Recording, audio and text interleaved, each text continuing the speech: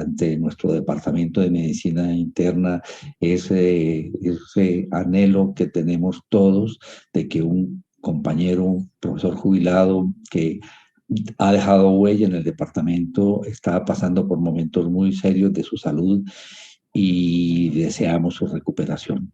Es el doctor Pablo Roller Vergara, es una adalid de la educación médica continua, no solamente de la educación médica continua general, sino de medicina interna, y esperamos su pronta recuperación, porque de verdad es una de las personas que el departamento de medicina interna lo tiene entre sus profesores insignes. Mejórate, Pablo. Bueno, mis amigos, empezamos. Este primer caso es un caso que nos compartió el doctor Giraldo, el doctor Santiago Giraldo, que es un egresado nuestro, que trabaja ahorita en el Hospital Pablo Tobón Uribe, está poco a poco creando con otros compañeros egresados también de nuestro programa la unidad de cardiología en el Hospital Pablo Tobón Uribe, y este caso es un caso muy bien documentado y que nos va a hacer reflexionar en muchos aspectos. Es un hombre de 42 años de edad,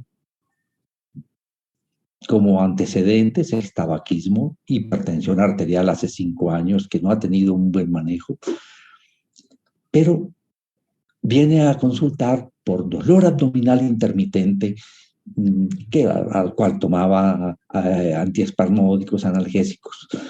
Ese dolor se acentuó y exige estudio, y le hacen un ataque abdominal, y en ese ataque incidentalmente ven un trombo intraventricular izquierdo. Se le toma un electrocardiograma y se le pide una ecocardiografía. Este es el electrocardiograma que se observó con este paciente. Los que tuvieron la oportunidad de ver este electrocardiograma, hay algunas cosas que llaman la atención. Sería estupendo que tuviéramos algún voluntario que quisiera hacer una observación sobre este electrocardiograma. Rico, de pronto, primero uno de los internos, si les llamó la atención, qué le llamó la atención de este electrocardiograma, con la historia clínica, qué hay para comentar. Sí, no hace falta hacer esta lectura sistemática, pero sí de pronto qué cosas llamaron la atención en este electrocardiograma y el caso clínico. No sé si se anima uno de nuestros residentes de medicina interna.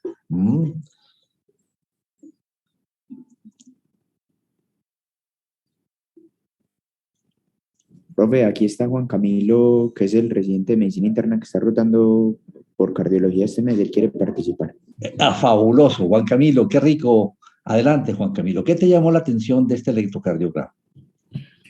Bueno, profe, pues digamos que mirando como tal la lectura sistemática, vemos pues que tiene un ritmo sinusal, está bien calibrado. Digamos que por lo menos en la P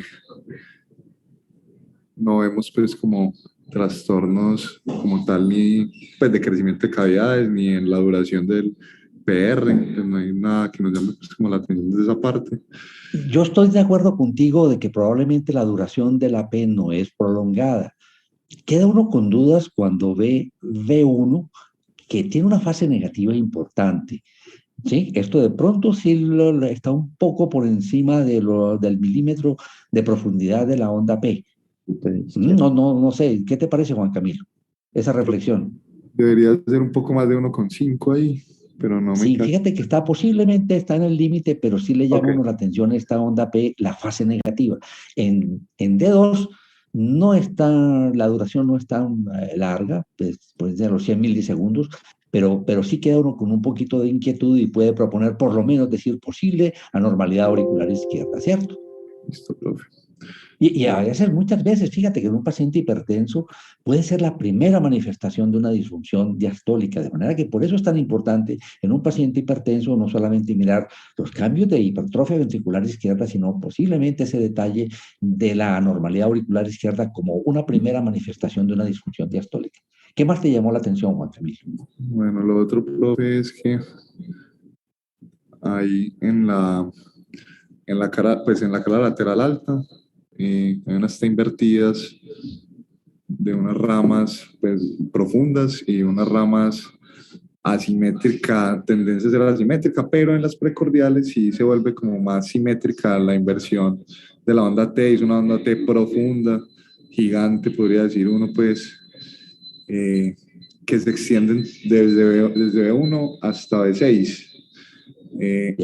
De acuerdo. Perdón, B2, perdón, profe. Y, eso desde V2 hasta V6, ¿cierto? Sí. Y digamos que lo que uno lo hace pensar, pues, no teniendo pues como elementos para uno decir que hay sobrecarga del ventrículo derecho, pues en este caso pensaría uno que pueden ser unas ondas T gigantes que se podría ver en la miocardiopatía hipertrófica variada apical, o pues un diferencial ahí sería un Wellens, pero un Wellens me parece inusual que tenga una extensión hasta B6, hasta que puede tenerlo, pero no en la cara lateral alta. No tengo recuerdo pues de que se extienda hasta allá. Mira qué tan chévere. La manera como estás procediendo de reflexión ante un hallazgo de un examen de laboratorio me parece fantástico porque te ayuda a que no se te queden cosas por fuera. Entonces, lo que te llamó la atención profundamente y a todos nosotros fue esas ondas T tremendamente negativas y profundas de manera generalizada, con excepción de dos puntos que es importante mirarlos.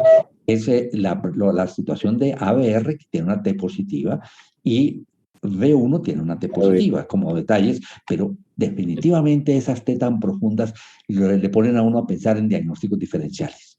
¿Cuáles serían los diagnósticos diferenciales que tú tienes en mente cuando te encuentras con estos hallazgos electrocardiográficos? Ya empezaste a decir una muy, muy importante, que es una cardiopatía hipertrófica, sobre todo apical. ¿De acuerdo? Fue una de las que mencionaste. Entonces, cardiopatía hipertrófica apical, usualmente la encuentra uno con unas ondas R mucho más altas, en B5, B6. Lástima que aquí, pues, fíjense que cuando uno tiene se entremezclan estos voltajes, es cuando uno toma un nuevo electrocardiograma con la mitad de la estandarización. Yo les voy a mostrar un electrocardiograma tomado unos días después a este mismo paciente. Observen cómo modifica quien está viendo ese paciente las condiciones de voltaje del electrocardiograma para poder observar un poco mejor las ondas. Pierde uno la información. Aquí tiene 5 milivoltios, 5 milímetros, 1 milivoltio, ve cómo modifica la onda P, pero también puede ver las ondas R con mayor claridad. Entonces es el momento de uno tomar de pronto otro electrocardiograma con unas condiciones distintas para poder ver esto. Pero tú tienes razón, cuando uno encuentra unas R's muy altas en B5, B6, con unas T tan profundas como estas, una primera posibilidad es esa de una cardiopatía hipertrófica apical. ¿Qué más cosas tienes en cuenta cuando tienes este tipo de hallazgos? Bueno, profe, lo que yo mencionaba ahorita es pues, un síndrome de Wellens. Sí, pero recuerda que fundamentalmente el Wellens te daría esencialmente B2, B3, de pronto B4, de acuerdo, pero tú lo decías muy bien, no te lo encuentras en D1 ni en ABL, no te encuentras esa R alta, esa T alta de positiva en ABR, son fundamentalmente en B2, B3, pero no tan generalizada como la ves aquí, de acuerdo, como Wellens, pero sin duda alguna, siempre que tiene uno estos cambios, tiene que pensar en una cardiopatía isquémica de fondo, ¿cierto? ¿Qué más cosas tienes en cuenta como diagnóstico diferencial? Bueno, pues, digamos, profe, también pues cuando uno encuentra así invertidas y profundas en esta parte de la región precordial, también debe pensar pues de que pueda tener una sobrecarga aguda crónica del ventrículo derecho, aunque como dije ahorita no hay como cambios pues que me sugieran que esa sea la causa de las ondas T invertidas, pero pues es un diagnóstico diferencial a tener en cuenta pues como hallazgo electrocardiográfico. Sin la menor duda, tromboembolismo pulmonar. Hay un detalle semiológico aquí muy lindo que cuando se ven ondas T generalizadas negativas, como las que estamos viendo aquí, una de las propuestas que han hecho los investigadores es que si tú te encuentras una T negativa en D3 y en V1, es bastante posible que tengas este diagnóstico diferencial en cuenta. T negativas en D3 y en B1 es uno de los detalles que te pueden orientar en este marco de esa T tan profunda negativa generalizada. Entonces, la hipertrofia, cardiopatía hipertrófica apical, la parte isquémica, que siempre hay que considerarla, tromboembolismo pulmonar. ¿Qué otro diagnóstico diferencial tendrías aquí? Y es bien importante, sabes que es muy importante porque este paciente ha tenido un cuadro muy curioso de dolor abdominal, pero un detalle que siempre que tengas la oportunidad de ver estas ondas tan profundas, siempre hay que pensar en un problema cerebral, bien Sí, sea profe. una hemorragia cerebral, bien sea una tumoración cerebral. Entonces, un problema intracerebral es capaz de llevarte a estos cambios, una hemorragia cerebral. Entonces, obviamente, este paciente está consciente y todo lo demás, pero estos son uno de los aspectos importantes para tener en cuenta. ¿Se te ocurre algún otro diagnóstico diferencial? Además de eso. ¿Alguien quiere de pronto comentar adicionalmente uno de nuestros fellows? ¿Tendría otro diagnóstico diferencial aquí en mente?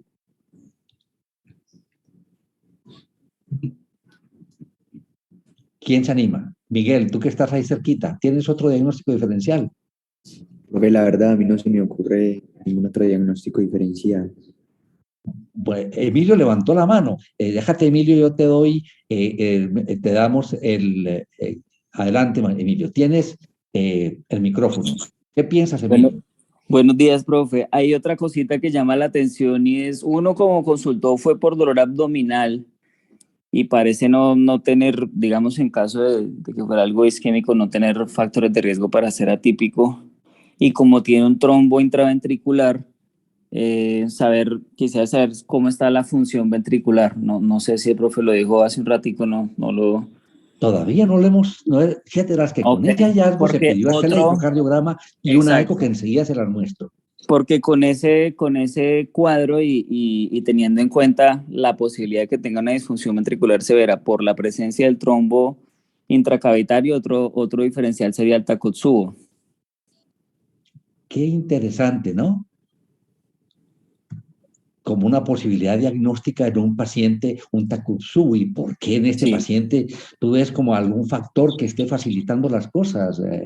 Lo que pasa es que pienso que pudiera haber algo secundario, alguna organicidad secundaria, un estresor secundario, porque el paciente consulta es por dolor abdominal, es decir, no consulta por un cuadro de dolor de pecho o por un síntoma que claramente parezca cardiovascular.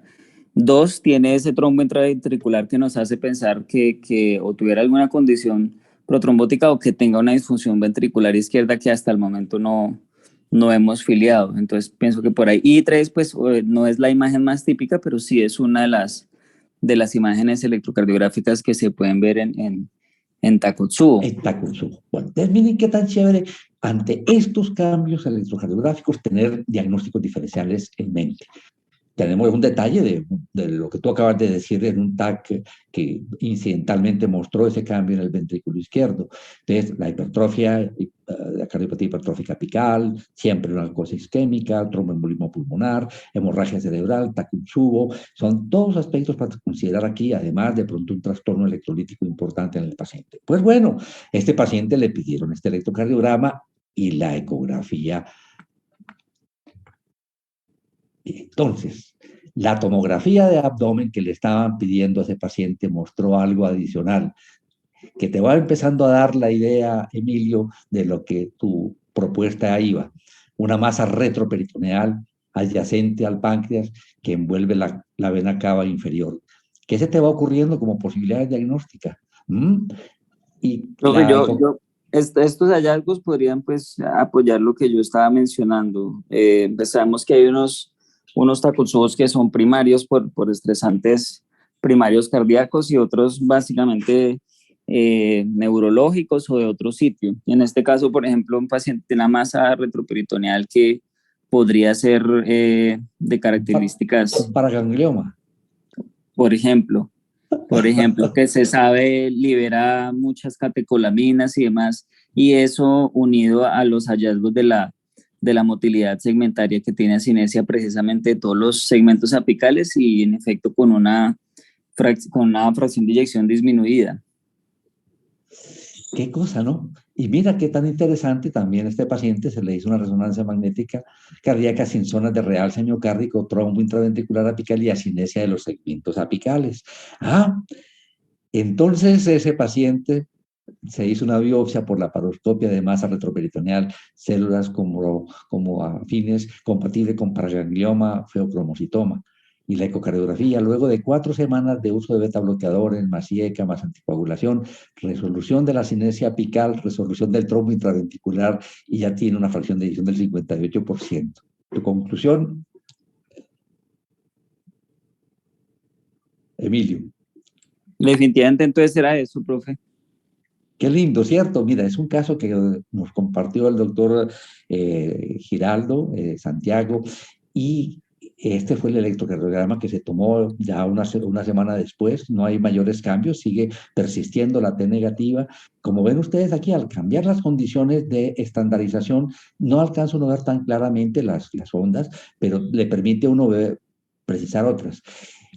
Esto es una oportunidad excelente a todos para volver otra vez a tener una mirada distinta al síndrome de Takotsubo. Esta revisión tan reciente del JAK es una recomendación para que la revisemos, porque aquí hay de pronto participación de otras 2 personas. Vamos a mirar, escúchenme un segundito, ya les comparto. Eh, eh, está Sangil, dale, tienes el micrófono. Sangil.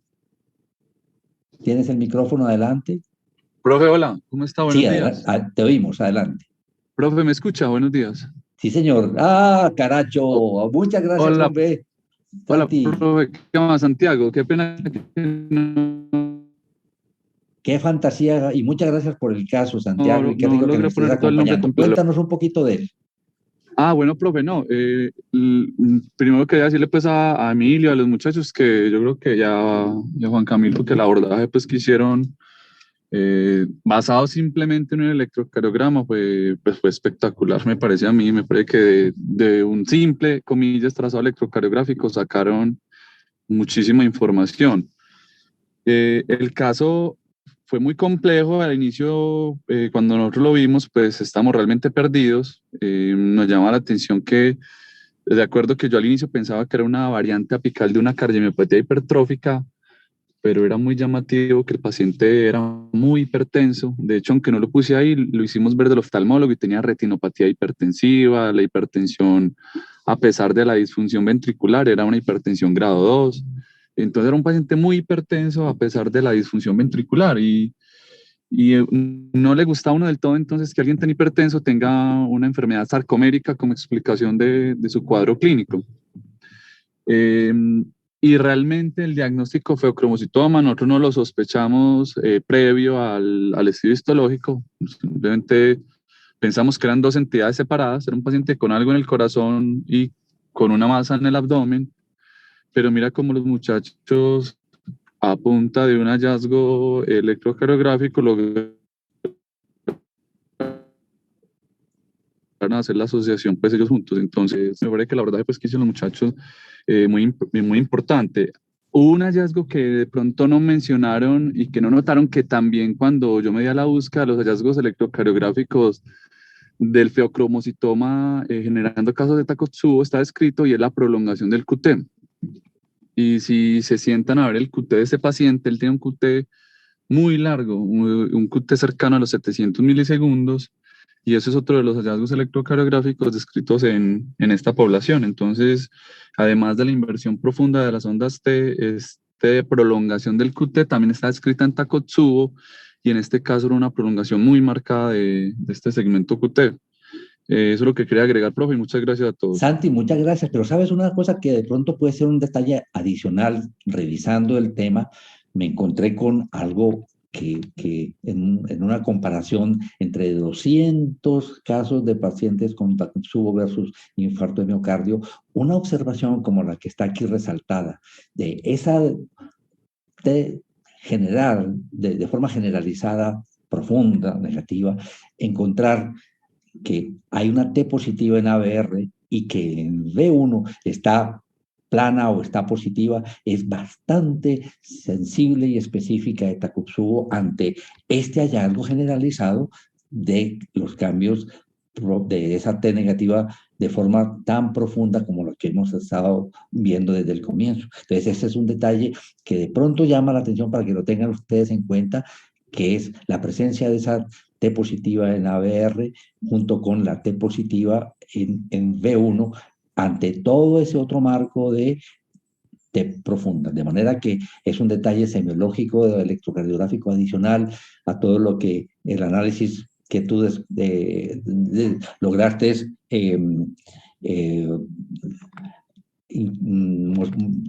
mostrar que los chicos pudieron hacer ese enfoque tan interesante. ¿Algún otro comentario de los profesores? Muchas gracias, Santiago, nuevamente por compartir un caso tan interesante que nos enseña mucho. ¿Algún otro comentario, jóvenes? Entonces les contaba sobre esta revisión.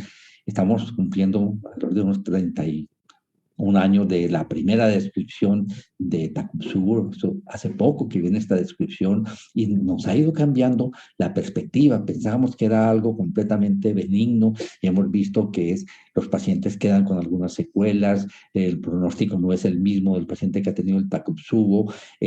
Sabemos que se trata de esos cambios electrocardiográficos, la elevación de troponinas, la demostración de arterias coronarias sin obstrucciones, y el patrón ecocardiográfico característico que Emilio lo volvía a insistir, y aquí se ve muy, muy bonito las características de la vasija para pescar pulpos, que da precisamente el nombre del Takotsubo, ¿no? Y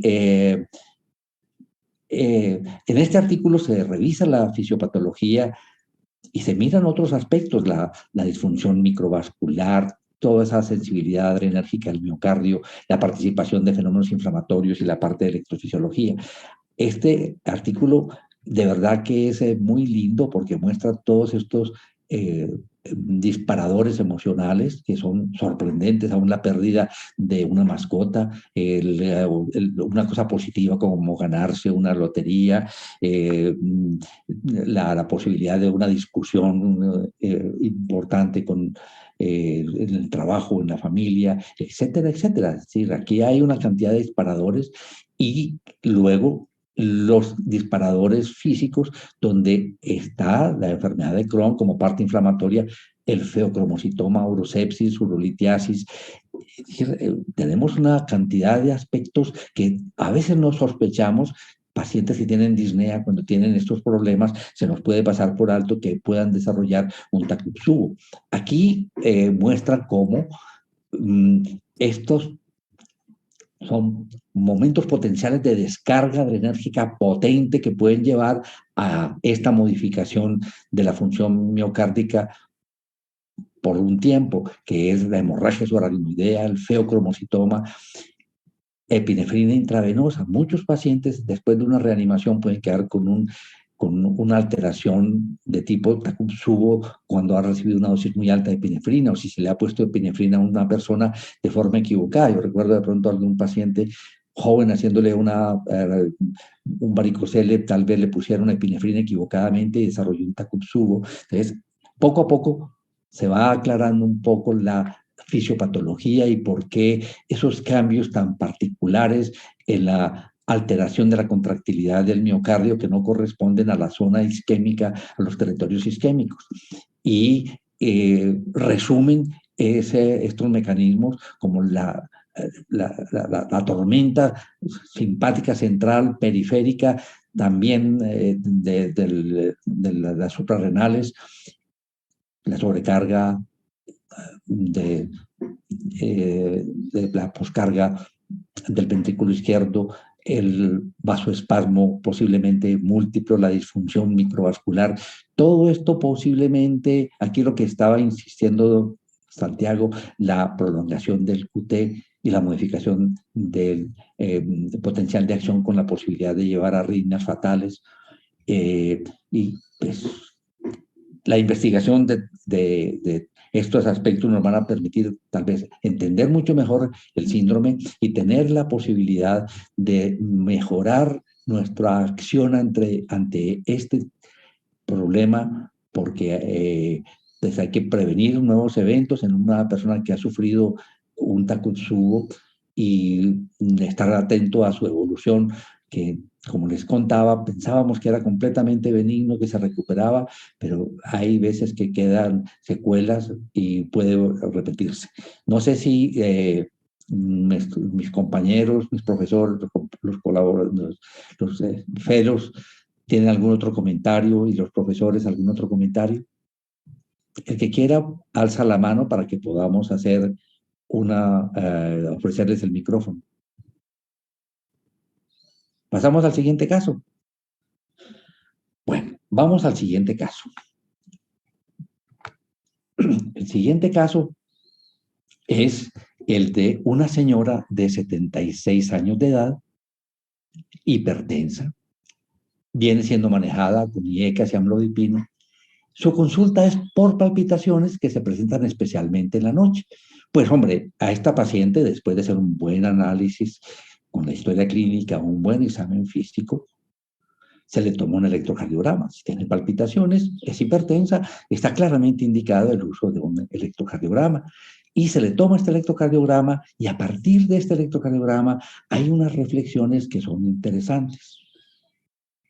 ¿Quién quiere hacer un comentario sobre este electrocardiograma? ¿Qué le pareció, le llamó la atención algo en este electrocardiograma que pueda hacer pensar en cuál es la razón por la que esta paciente tiene palpitaciones y cómo debemos estudiarla?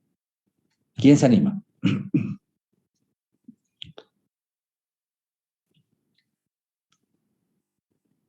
John Freddy, ¿tú estás por ahí? Nuestro fellow John Freddy. A ver, ¿quién? Santi, adelante. ¿O quién? Miguel, Santiago, adelante. Profe, si Miguelito hablar, si quiere que partir de Miguel. Listo, profe, hágale, pues. Adelante, Miguel. ¿Qué te llamó la atención de este electrocardiograma? Profe, a mí me llaman la atención como varias cositas, pues pareciera que tuviera un bajo voltaje, pues, pero no da del todo porque pues de uno de todas formas es más de 5 milímetros, pero tiene como una prolongación del PR, profe, me parece que es mayor de 200 milisegundos, y además de eso, esa onda P en D2 que parece que no se estuviera originando en el nodo sinusal, sino que se estuviera originando como en otra parte de las aurículas, profe. Pues que es como negativo, como bifásica ahí en la derivación de 2. Entonces, creo yo que no es sinusal, profe. Entonces piensas que posiblemente el ritmo no es sinusal. Es una de tus hipótesis. Muy bien. Juan Nicolás, adelante, hermanito. Tienes el micrófono a tu disposición. Profe, hola, ¿qué más? ¿Cómo estás, Juan Nicolás? Bien. ¿Qué Pues a mí también me llama la de esto? atención eso que estaba diciendo el doctor Miguel ahí en D2, pero me parecería más que fuera como un bloqueo interatrial. Ajá. Y Qué pues no sé chévere esa cómo me propuesta vaya. tuya, ¿no? Un posible bloqueo interatrial. Y Digamos ese pues que los bloqueo pacientes están interatrial, ¿qué significa? predispuestos a hacer FA, entonces pues puede estar haciendo un episodio de fibrilación auricular paroxística. Interesante. Miguel, ¿qué te parece la reflexión de Juan Nicolás? Profe, sí, completamente de acuerdo con él. ¿Te gusta esa propuesta? ¿Ah? Qué Sí. chévere. No sé Sí. si Santiago tenía algún otro comentario para hacer. No, profe, era en ese mismo sentido que la presencia de esto que posiblemente es un síndrome de Valle, se habla de ese retardo de la conducción entre las aurículas, evidenciando como esa porción negativa de la onda P en las derivadas de la pared inferior. Esto sugiere que algo eléctricamente va mal con las aurículas y posiblemente es un fuerte predictor de desarrollo de FA. Es decir, es uno como los predictores de desarrollo de FA, incluso estando el paciente en ritmo sinusal. Entonces, con esa historia clínica, posiblemente habría que hacer una búsqueda activa de fibrilación auricular porque pudiera ser pues, una de las explicaciones para el síntoma del paciente. ¿Qué tan chévere las observaciones de ustedes. Y es un mensaje para todos, chicos. Y la razón de traer este caso es por lo siguiente. Tuvimos recientemente una conferencia extraordinaria, desafortunadamente no fue para todo el departamento, pero el doctor Barancuch, Adrián Barancuch, con uno de nuestros egresados que está ahora haciendo con él está haciendo su fellow de electrofisiología, nos mostró esta nueva perspectiva de la falla auricular como la cenicienta de la falla cardíaca, pero el doctor Barancuch nos hizo esta presentación haciendo una reflexión de cómo la falla auricular, la última de las grandes entidades en salud cardiovascular, fue mostrada a través de este artículo que está presentado por Barancuch, por Eugene Brandwell y Anthony Bayer de Luna, que justamente Santiago estaba haciendo mención de que esta entidad tiene el nombre precisamente de síndrome de Bayer de Luna, que justamente fue la descripción que Juan Nicolás nos acaba de hacer, donde hay un problema en la conducción de la aurícula. La comunicación entre las dos aurículas pues puede verse alterada momentáneamente, hacer un bloqueo que es parcial, interatrial, y da una P que tiene una duración un poco mayor, cercana a los 120 milisegundos, y muestra la P melladita en D2, pero cuando ya definitivamente hay un bloqueo completo interauricular, se da esta manera de despolarizarse la aurícula. Viene el vector de arriba hacia abajo, despolarizando la aurícula derecha y posteriormente la aurícula izquierda en un sentido de la parte caudal hacia la parte craneal, y da origen a esta onda P con esa característica, una P que inicialmente Miguel la vio como una P tal vez con un origen distinto al sinusal, pero tiene esas características de ser una fase positiva y una fase negativa, que es lo que le permite a uno hacer el diagnóstico de que hay un bloqueo interatrial avanzado con la actividad retrógrada de la aurícula izquierda. Y como decía Santiago, tiene una gran probabilidad de que ese paciente pueda tener fibrilaciones auriculares, y ellos la han estado relacionando con el aumento de posibilidades de enfermedad cerebrovascular, bien sea a través de que esa misma aurícula disfuncional es capaz de provocar, aún sin fibrilación auricular, una posibilidad de enfermedad cerebrovascular muy fina y aún llevar a demencia. Entonces, siempre que ustedes tengan entre sus pacientes, un paciente con demencia, un paciente con una enfermedad cerebrovascular, el electrocardiograma hay que mirarlo con mucho juicio y estar atento en la búsqueda de ese cambio que indica el bloqueo interatrial avanzado, que muy hermosamente lo representan en esta obra japonesa, donde se alcanza a ver la fase positiva y la fase negativa profunda de la onda P. Eso lo hace inolvidable, y esto nos va a recordar que cuando miremos el electrocardiograma hay que mirar muy juiciosamente la onda P. La parte auricular cada vez cobra un papel muy importante, y prestémosle atención a la onda P. Ya vimos en el primer caso cómo nos podía orientar hacia una disfunción diastólica. Entonces, esta onda P y esa historia nos hace ir en la búsqueda de que si ese paciente tiene una periodo de palpitaciones, la búsqueda activa, como lo planteaba Santiago, de un flóter atrial. Miren qué lindo se alcanza a determinar aquí la presencia del flóter atrial, o en el caso que estábamos conversando, cómo se descubrió en esa paciente que coincidían las palpitaciones, y cuando se le pudo tomar un electrocardiograma en el momento de tener las palpitaciones se demostró una fibrilación auricular. Entonces hay un aprendizaje muy chévere de este electrocardiograma, la mirada juiciosa ante un paciente que tiene palpitaciones y que uno puede sospechar la presencia de una fibrilación auricular, buscar específicamente esta alteración que estamos observando acá. ¿Alguien más tiene de pronto algo para comentar? Creo que alguien alzó la mano.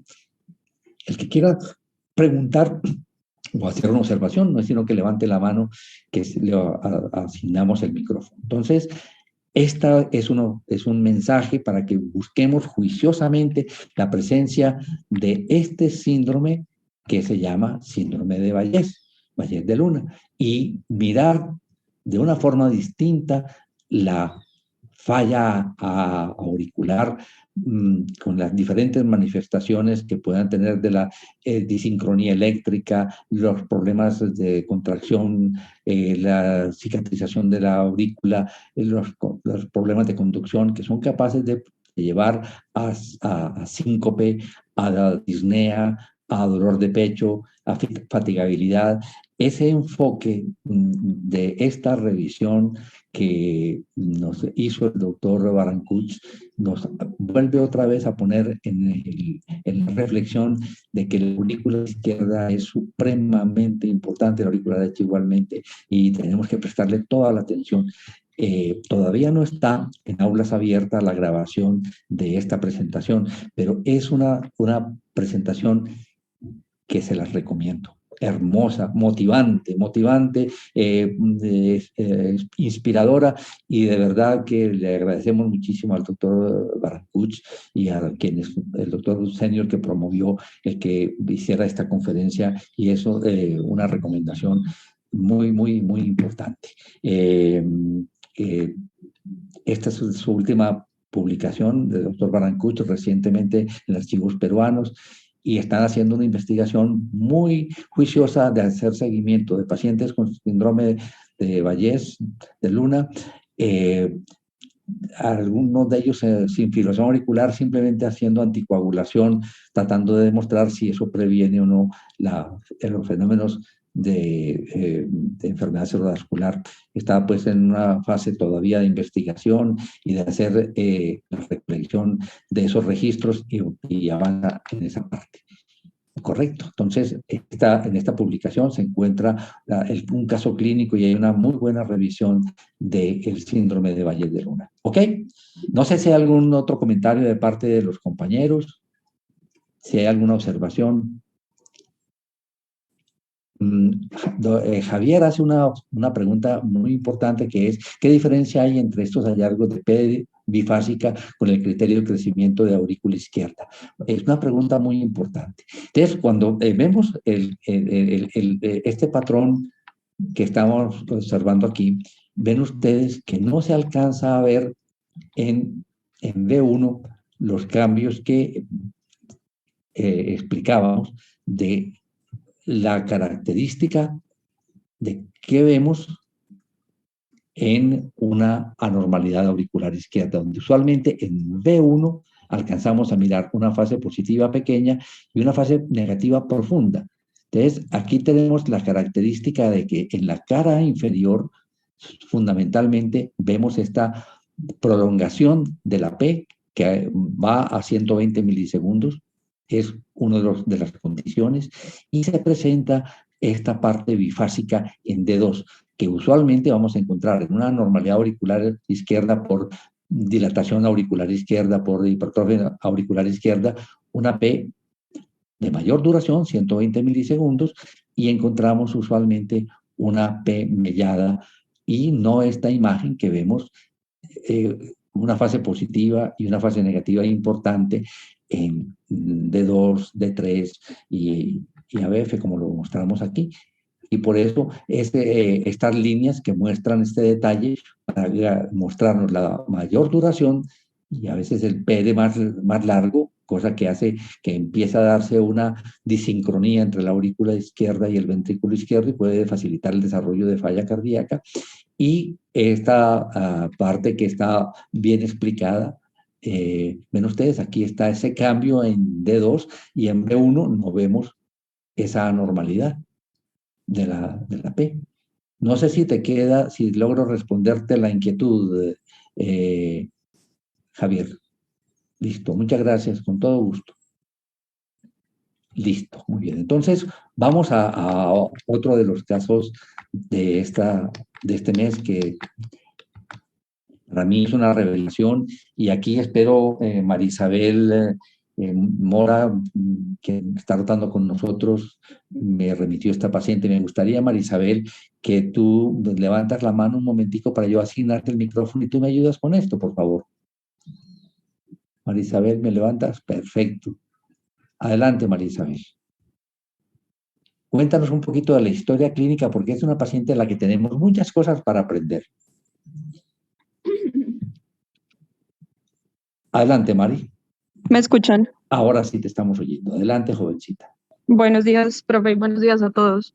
Bueno, pues como está ahí el resumen del caso, se trata de una mujer de 30 años, trabajaba independiente, hasta ahora ningún antecedente conocido, ni cardiovascular, ni de ninguna otra patología. Y llegó acá la semana pasada, pues al hospital la semana pasada, traída por el esposo, diciendo que aproximadamente 10 minutos antes de traerla, ella le había referido que sentía dolor en el pecho. Se tocaba el pecho, decía que era retroesternal, el dolor más fuerte que había tenido en su vida, lo describió como opresivo. En la casa pasó aproximadamente 15 a 20 minutos del dolor mientras decidían traerla al hospital y después cae súbitamente al suelo perdiendo el tono postural y no responde a estímulos. Cuando llegó al hospital la encontraron, pues estaba en paro cardiorrespiratorio, le hicieron maniobras de reanimación, la encontraron en ritmo de fibrilación ventricular y con la primera descarga salió a circulación espontánea. Este fue el electrocardiograma que le tomaron. Lo interpreto, profe. Adelante, jovencita. ¿Qué les llamó la atención y cómo vieron ese electrocardiograma ante esa historia de la paciente que acababa de ser reanimada de una muerte súbita? Entonces, del electro, pues inicialmente mencionar que estaba con estandarización usual y pues tenía hallazgos muy llamativos, aparentan un ritmo sinusal, pues de hecho lo está. Y pues lo más llamativo es el segmento CT, pues también ahí en D2 y abajito había un D2 largo, tiene una P, pues que aparenta una anormalidad auricular derecha. Ahorita pues en el B1 la podemos ver un poquito mejor. Y pues también ver que evidentemente el segmento ST estaba elevado, más que todo lo podemos ver pues ahorita en las precordiales.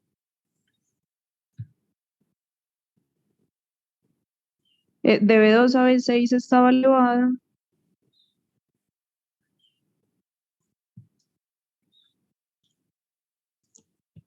Cumpliendo pues definitivamente criterio para ante la sospecha de un síndrome coronario con elevación del segmento ST, en este caso pues comprometería la cara anterolateral. Entonces, si quiere devolver, profe, sí, por favor, las otras. perfecto. Eso. Muy bien, y entonces, ¿qué pasó con esta paciente? ¿Cómo se enfocó? ¿Qué se hizo con ella? Cuéntanos ya con ese enfoque, decir, hombre, una chica de 30 años, hombre, está haciéndome, me acaba de hacer una muerte súbita, tuvo dolor de pecho severo, le sale de ese paro y encuentro estos hallazgos electrocardiográficos. La conclusión es de que estaba haciendo un síndrome coronario agudo donde está ocluida la descendente anterior. ¿Por qué está ocluida la descendente anterior en una joven de 30 años sin factores de riesgo? Después de encontrar este hallazgo en el electrocardiograma, pues la llevaron a coronariografía emergente y lo que encontraron es que tenía una disección coronaria espontánea de la descendente anterior. La describen principalmente en el tercio medio, pero una disección larga, pues así la califica el hemodinamista, y el manejo que recibió fue administración de nitroglicerina intracoronaria. Posterior a esto, pues la describen con un flujo TIMI-3, la paciente sale de hemodinamia estable hemodinámicamente y pues hasta ahora no ha tenido ningún evento arrítmico ni nada más. ¿Qué ha pasado con ella? ¿Cómo va su evolución desde el punto de vista, su conciencia? ¿Cómo va evolucionando? ¿Cómo van a manejarla de aquí en adelante? ¿Qué reflexiones han hecho, Marisabel? Posterior al evento, pues evidentemente después del paro ya salió para la UCI intubada, estaba en vigilancia neurológica, se logró extubar antier y pues sorprendentemente tiene muy buen estado neurológico, solamente está pues algo bradipsíquica, pero está orientada en 3 esferas, recuerda el evento, responde adecuadamente al interrogatorio y pues no tiene como ningún deterioro focal. De la parte cardiovascular se le hizo esta ecocardiografía pues que vemos acá, que reportan que tiene una fracción de eyección del 45% en el ventrículo izquierdo, pues en alteraciones valvulares, pero es llamativo que dice que tiene una asinesia de todos los segmentos apicales, del segmento medio del septum con contractilidad preservada en los demás segmentos. Esta ecocardio se le hizo en menos de 24 horas después del evento, pues ahí no describen que tuviera ningún trombo, pues el ventrículo izquierdo, ningún trombo intracavitario. Entonces, pues nuestra propuesta, lo que estamos esperando es que pase por lo menos alrededor de una semana del evento para hacerle una ecocardiografía control. Muy Este bien. Tú electrocardiograma, ayer muy juiciosamente pediste sí, un electrocardiograma de control, ya después de que ya recibió esa intervención de nitroglicerina intracoronaria. Entonces, este es tu electrocardiograma, te lo voy a ir mostrando y tú vas haciendo observaciones. Adelante, Mari, aquí voy mostrando las diferentes. nuevamente estandarización usual, está en un ritmo sinusal, la frecuencia ahí es como alrededor de 75, pues como alrededor de 80, pues casi 90. Nuevamente pues la anormalidad o la morfología de anormalidad auricular derecha, aunque en la ecocardio nos describían pues como las aurículas muy aumentadas de tamaño, Ajá. pero pues vemos ahí en dedo 100 V1 esa pues como en morfología, Posiblemente alcanza a estar en el límite, ese nos tiene que estaría ahí como en el 2 punto, sí. milímetros. Ujú. Por lo demás, continuemos, profe, por... Ya el segmento ST está Sí, niveladito, señor, todavía queda esa T negativa parte en negativo. B2, B3, B4, B5 y B6, pero Sí, ya el segmento ST está completamente, plano. aparentemente no hay onda Q, ¿ah? Llamativo ese electrocardiograma que no nos muestra onda Q, ya que nos esperanza mucho de que esa chica, esa fracción de eyección comprometida inicialmente, esa asinesia de todos los segmentos apicales y del segmento medio del septum, pueda de pronto mejorar en el futuro, ¿no? Es decir, Señor. se hizo muy oportunamente, esa muchacha llegó que 10 minutos después de haber tenido su pérdida de conocimiento y fue reanimada y muy rápidamente estuvo en el laboratorio de hemodinámica, ¿cierto? Sí, y por fortuna vivía cerca, entonces llegó a los 10 minutos al hospital, donde Perfecto. hubiera sido más lejos, la historia de pronto hubiera sido diferente. ¿Tuvieron oportunidad de hacer alguna revisión sobre esta situación tan especial de la presencia de disección de coronarias, María Isabel? ¿Algún comentario que tú quieras de enseñanza que de la revisión que has hecho hasta ahora nos pueda ser de utilidad? Pues sí, profe, discutimos pues como ligeramente y revisamos un poquito acerca de disección coronaria espontánea. En sí, pues uno se sorprende mucho de que sea una mujer tan joven, sin antecedentes de riesgo cardiovascular, pero en realidad ese es como el perfil de paciente en el que más se presenta una disección espontánea. Normalmente es en mujeres jóvenes que no tengan hasta ahora ningún antecedente, pero pues cuando se estudian los casos se encuentra que incluso hasta el 70% podían tener algún factor que lo pudiera predisponer a hacer disección. Dentro de estos están mujeres multíparas, pues porque exponerse a varios embarazos, toda esa carga hormonal puede favorecer a que presenten la disección coronaria espontánea. Entonces, mujeres multíparas, mujeres posparto, personas que tengan alguna alteración o enfermedad del colágeno, dentro de ellas pues el síndrome de Marfan o el Ehlers-Danlos, y también pacientes con, con displasia fibromuscular. En algunas, pues como de las series, recomendaban que uno podía hacer como tamizaje angiográfico de los otros lechos, pues no necesariamente invasivo, pero sí de pronto alguna angiotomografía en otros lechos buscando que se pudiera tratar de una displasia fibromuscular. Pues en ella hasta ahora no hemos hecho como ningún otro estudio. De manera llamativa, ella sí estuvo hipertensa después de salir del paro y después de la intervención, y está con dosis tope de IECA y de beta bloqueador. Entonces, pues de pronto podría tener compromiso de otros. Estamos como discutiendo hacerle así fuera pues un Doppler de arterias renales o algún otro estudio. con estos pacientes también nos parecía llamativo el manejo, y es que después de la intervención de la administración de la nitroglicerina intracoronaria salió con solamente un antiagregante. Inicialmente se le había dejado también anticoagulación, pero pues es una disección, entonces pues ahí sería un poquito más riesgoso, y también haciendo como la revisión de cuál sería el manejo. Algunos pacientes sí los llevan a PCI, pues los que sí alcanzan a hacer un infarto, como en el caso de ella, otros pues sí serían más de manejo solamente médico, y en este caso que se llevó a coronariografía, pero solo se le administró la nitroglicerina intracoronaria, pues también salió de la intervención con un solo antiagregante, y ahí vamos con la historia de ella. Miren la trascendencia de que le prestemos atención a la mujer cuando tenga dolor de pecho, y una mujer joven dice, sí, ¿cómo va a tener una enfermedad coronaria? Y sin factores de riesgo.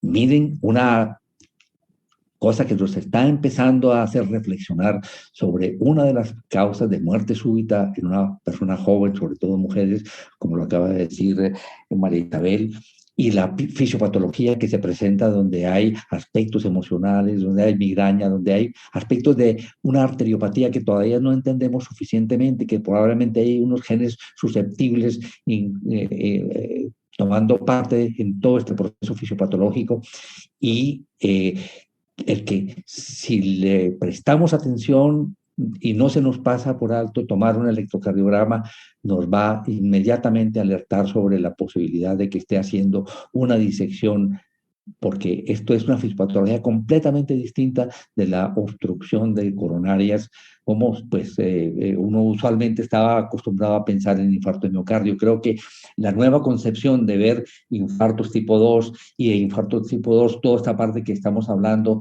de Takotsubo, porque hay una lesión del miocardio, no hay muerte miocárdica, en la parte de Minoca, el INOCA, todo nos está haciendo pensar distinto de lo que es la microcirculación, la posibilidad de que se pueda dar este tipo de lesión obstructiva de la coronaria, y que no es relacionada con un trombo intracoronario ni tampoco con una placa aterosclerótica.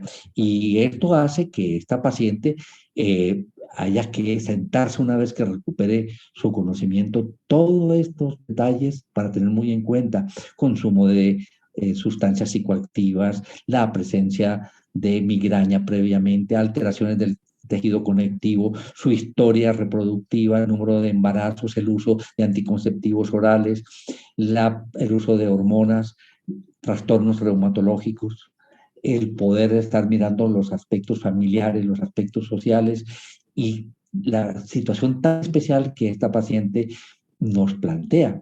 ¿Cómo hacer la rehabilitación de ella? Esto tiene algo que ver con un valsalva intenso, con aumento importante de pronto de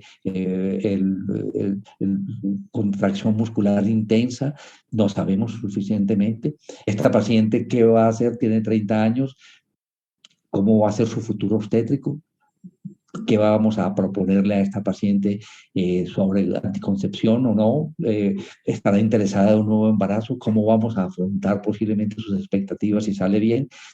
Miren cómo esta paciente en especial nos plantea una cantidad de inquietudes supremamente importantes.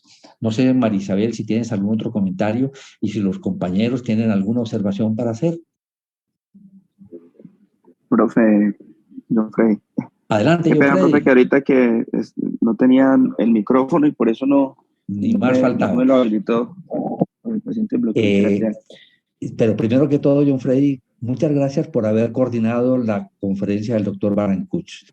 Bueno, yo quería, era reforzar esa conferencia tan linda que tuvimos y estimular a todos a ver la conferencia. Listo, profe, muchas gracias.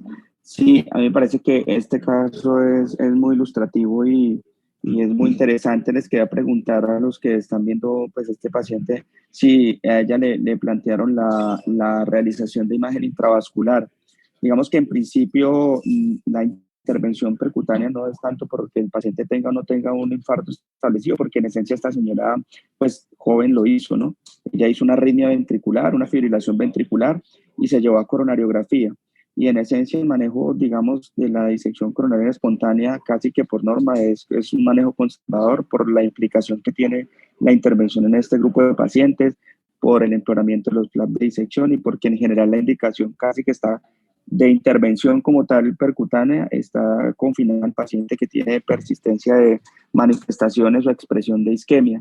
Entonces, digamos que el manejo en principio es conservador. Hay un valor adicional que es bien interesante y es la realización de la imagen intravascular, bien sea con ultrasonografía o con tomografía de coherencia óptica. Entonces, obviamente en esta paciente el tamizaje de displasia fibromuscular es supremamente importante y no sé si en el curso de la hospitalización tendrán planteado hacerle de control la imagen intravascular.